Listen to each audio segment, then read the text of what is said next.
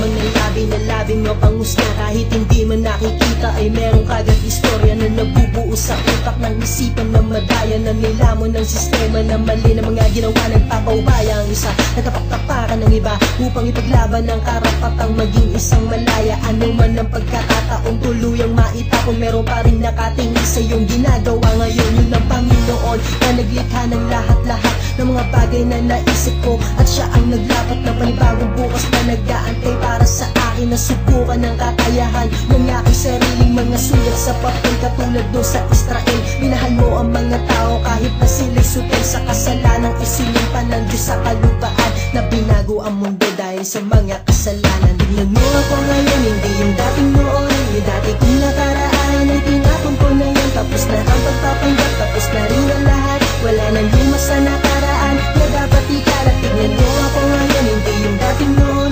Ako na yung isang makata na kilala ngayon. Dahil lahat ang hirap, pinulit kong sikap upang malagpasan ng hamon sa aking hinaharap. Dating pinagdadasal, muntik magpatiwakal dahil naubusan ng bala sa gera na mapusakal. Ang layunin ay lumaban para sa kagagawan ng sariling nagpatalo sa daang walang daanan, na sinuyod ang baybayin ng aking nilalakaran. Natiyak bang ang paa na nakatarak ang isang nakakatibo na pagsuko sa buhay. Kung may pasang nangangalit, kung mga ngipin ng aking pinaglalaban, lahat ng iyang dinanas ko sa kahapong mapait. Alaalang itinapon ko na nagbigay pa sakit sa buhay kong matatag ay muntik na matibag, kundi dahil sa mga pangarap ay tuluyan na laglag. Sa bangin ng pagsisisi ay kinalimutan ko na bagong ako ang siyang babangon at magpapatuloy sa panibagong bukas na kinakaharap ng buhay ko ngayon. Lahat ng yan ay magbabago dahil may Panginoon. Tingnan mo ako ngayon, hindi yung dating noon. Yung dati kong nakaraan ay tinapon ko na yun. Tapos na ang pagpapanggap, tapos na rin ang lahat. Wala nang luma sa nakaraan na dapat ikalat. Tingnan mo ako ngayon, hindi yung dating noon.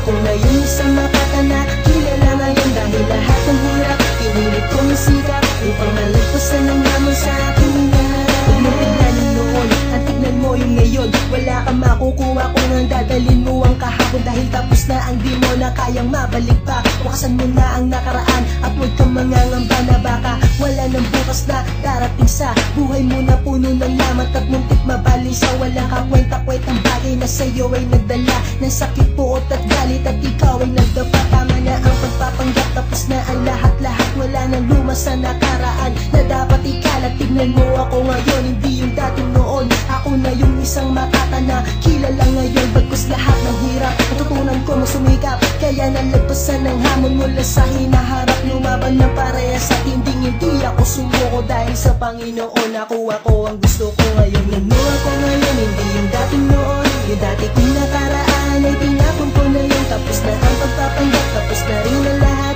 Wala nang luma sa nakaraan na dapat ikalat. Tignan mo ako ngayon, hindi yung dating noon. Ako